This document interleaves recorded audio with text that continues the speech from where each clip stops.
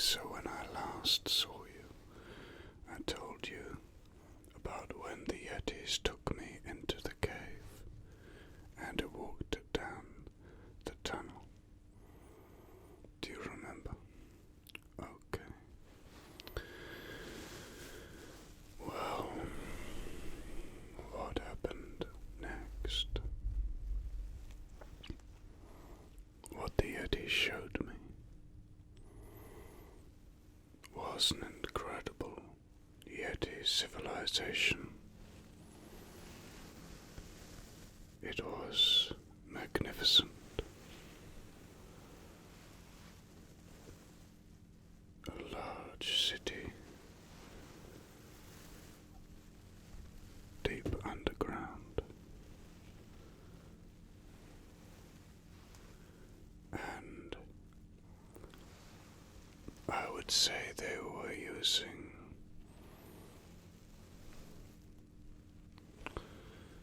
kind of medieval technology.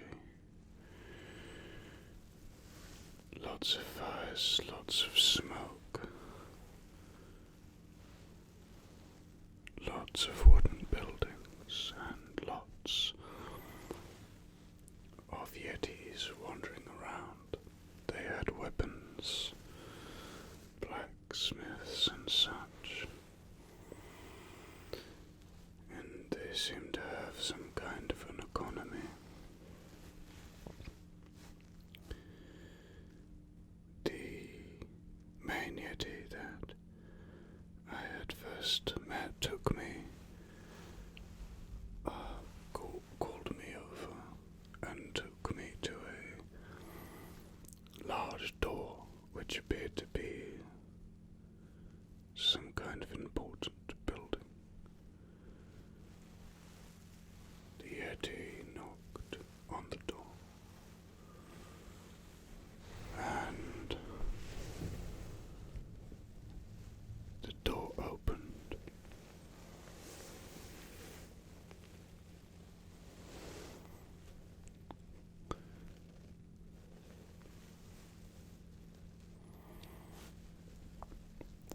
Standing there before me was what I can only describe as a half man, half Yeti.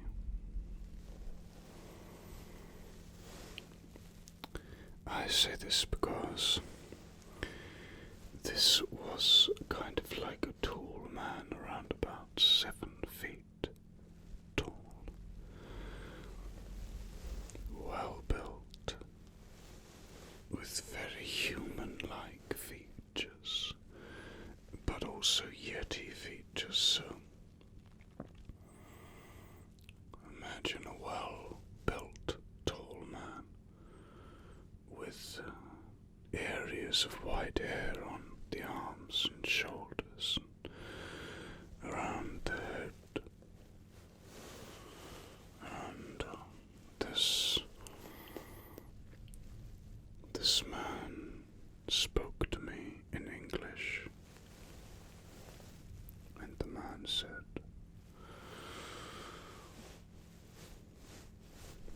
"Welcome. You are safe. Please come in. I wish to tell you about this place and what and who we are." So I entered the building, and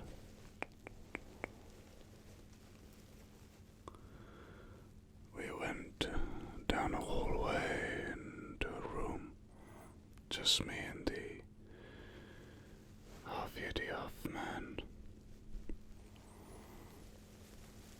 And we went into like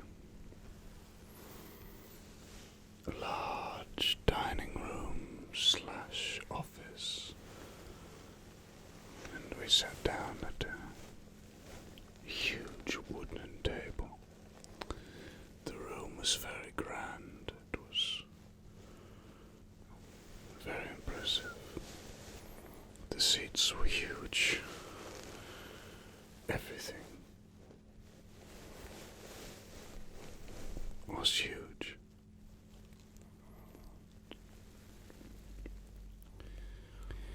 The half-man, half-Yeti said, "I am the leader here. My name is Yetima." I said, "Okay." Yetima said, "This place is a outpost of sorts.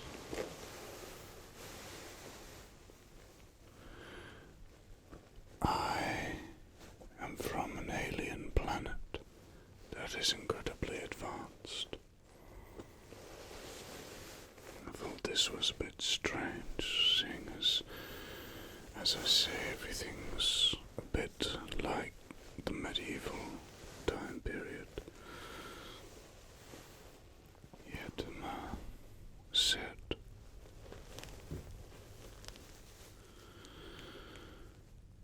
"I was sent here to run an experiment.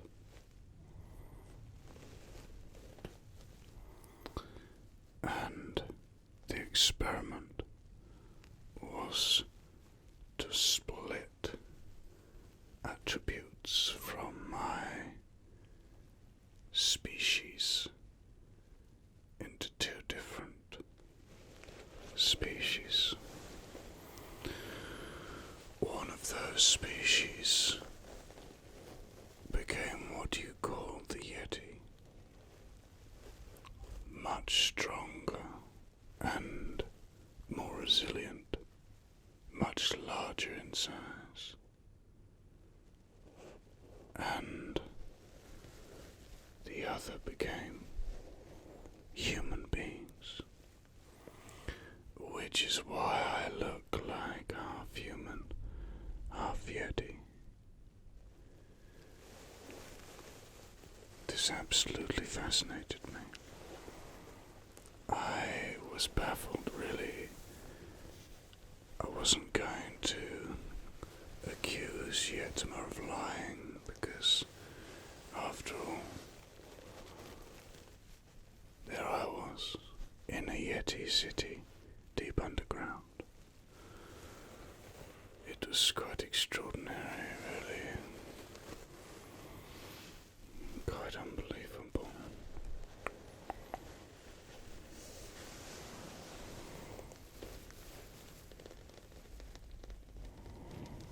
Anyway,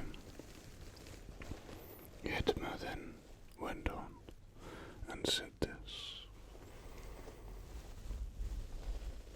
"The humans picked up certain skills very quickly.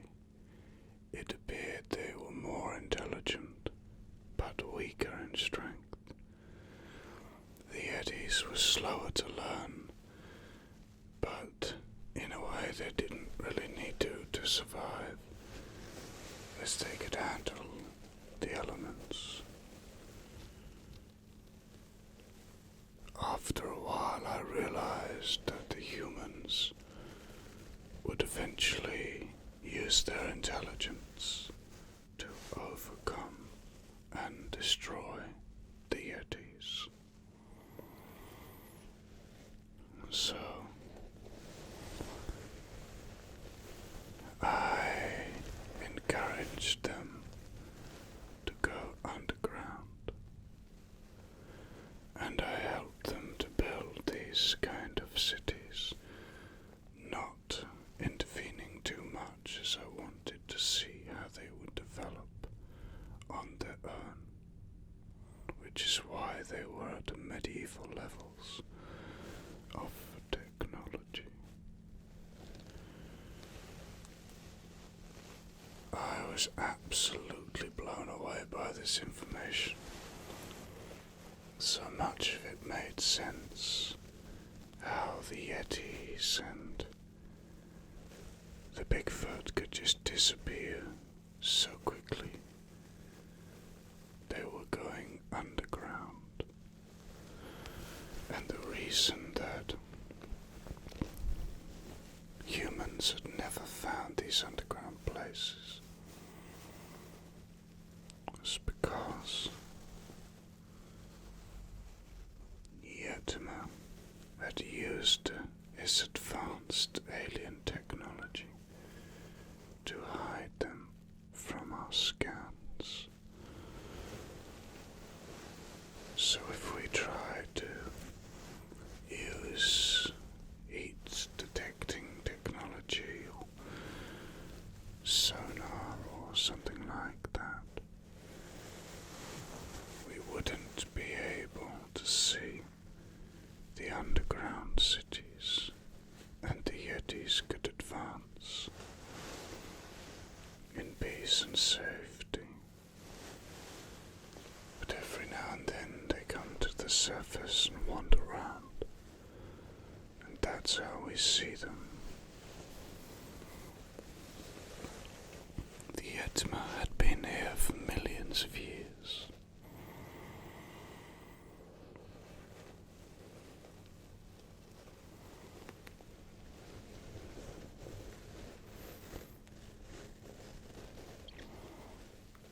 He said that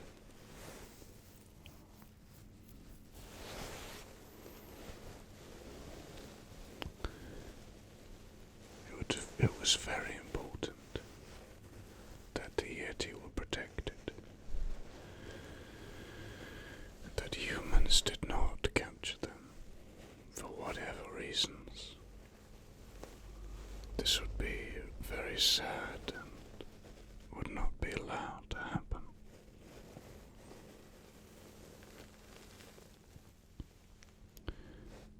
I asked why I had been taken there, and Yetima said to me, "I need your help.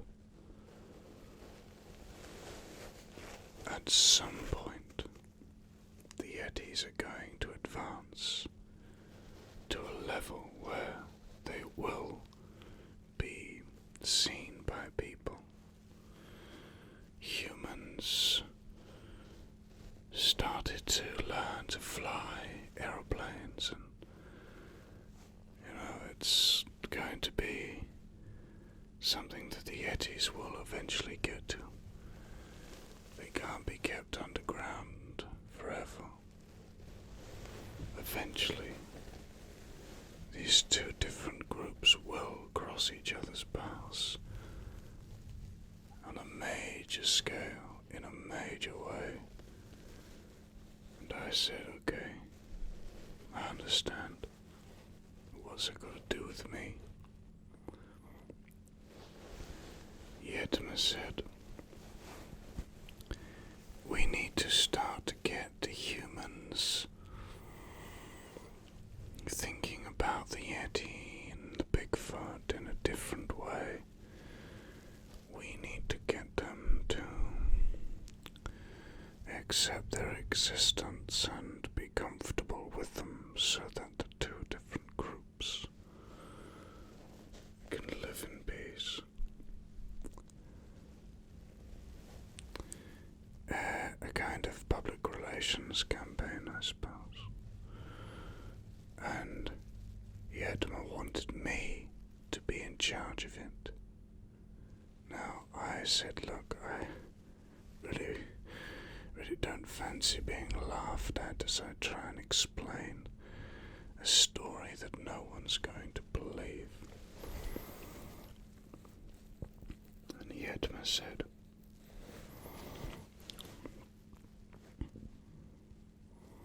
"At first it will be difficult. Yes, there will be people who will laugh at first. But I'm going to provide you with evidence bit by bit. I'm going to give it to you gradually,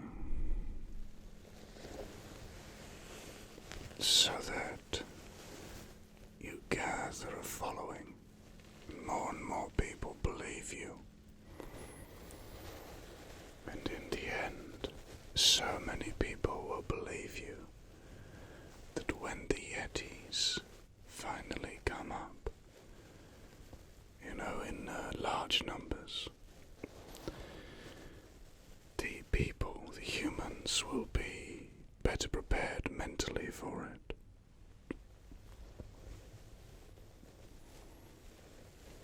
I said, this is a lot to take in. I am going to need to think about it. And yet I said, of course, take all the time you need. When you have decided, come back to the cave. I'll make sure it's visible to you, and only you. He was using some kind of cloaking device to stop people from finding it.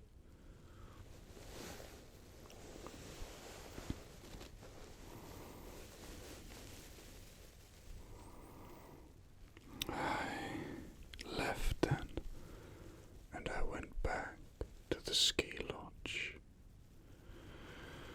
I thought for a long time about all the different positive and negative aspects of this.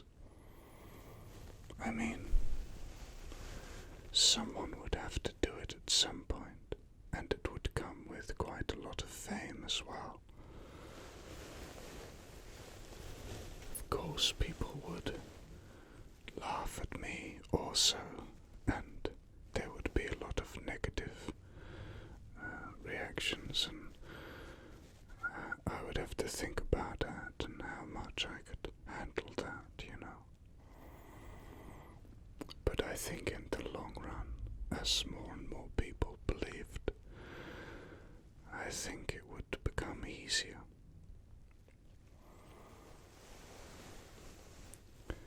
I decided that I would do it. And so I headed back to the cave to tell Yetma. And Yetma was pleased.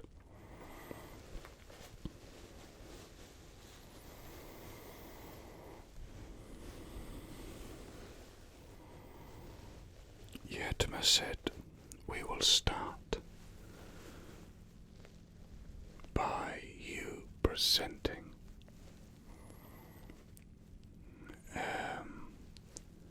some strands of hair from the Yeti. And you say that the Yeti hair, don't say anything else. Let's start slowly with it. And different people will test it, and different, programs will be made about it, and it will be passed around. Some will believe it, and some won't. But we'll start with that. And I said, okay.